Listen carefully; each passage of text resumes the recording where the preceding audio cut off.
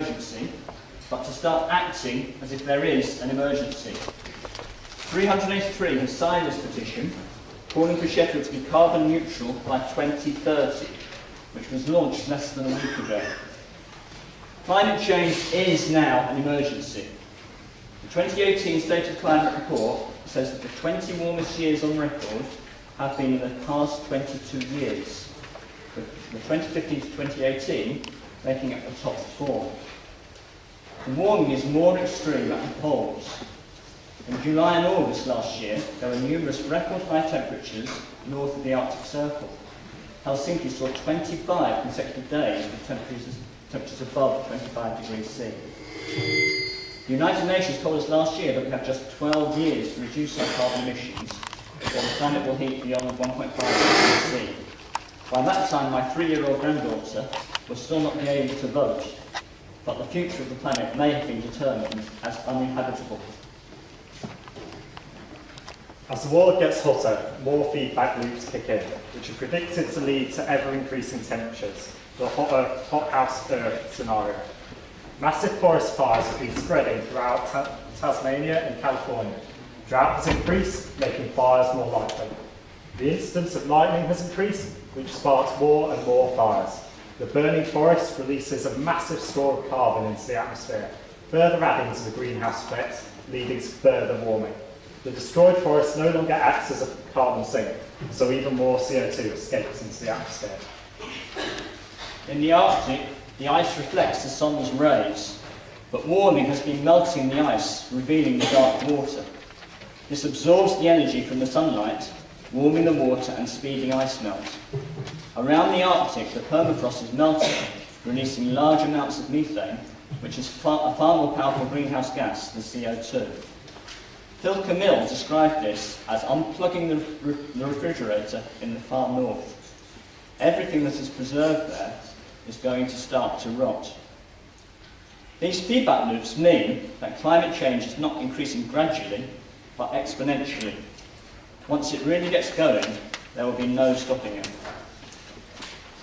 If this comes to pass, we can expect food shortages, starvation, far more extreme weather, wars over resources, and massive movements of migrants around the world fleeing uninhabitable areas. This is an emergency. We need rapid action to reduce our emissions.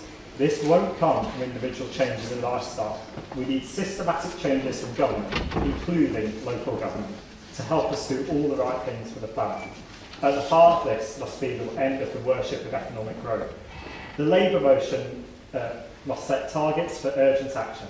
It is no use saying, our house is on fire, this is an emergency, but then saying, let us ask a committee to report back in 6 months to see if we could call the fire again.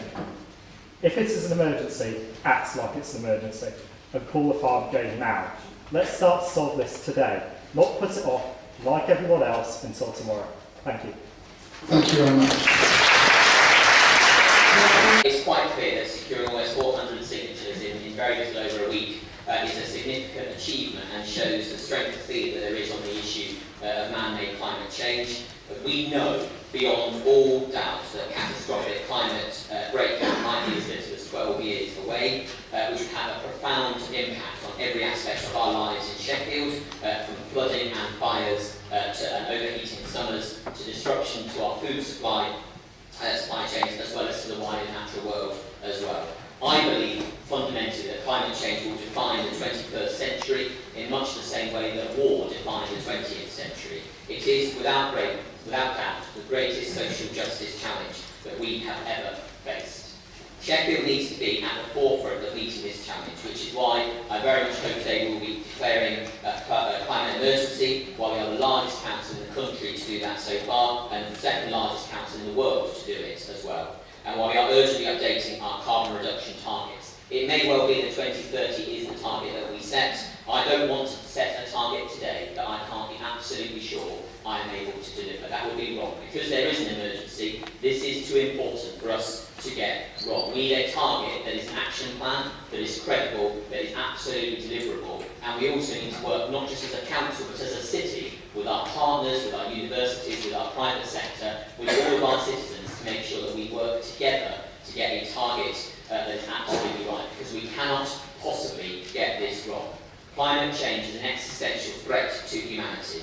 We are the first generation to experience the effects of climate change, of man-made climate change, and we are also the last generation that can stop it. So when we think about climate change, we shouldn't think about power stations, pollution, or polar bears. We should think about our children and our grandchildren. Mr. Rowe talked about his 3-year-old grandchild, and it's interesting how this is also personal to us in so many different ways. Many people here will know that my wife and I are expecting our 3rd child, and actually I reflect that unless we urgently and dramatically change course now, by the time he or she is an adult, they could live in a world that is entirely characterised by war, floods, famine, and huge swathes of land of our planet that are simply uninhabitable, where their children aren't able to live or eat properly. I have to be absolutely crystal clear that this is not a drill, and we all deserve a much better future than that. And if I may just very briefly, there is a broader point here that I don't want us to lose sight of.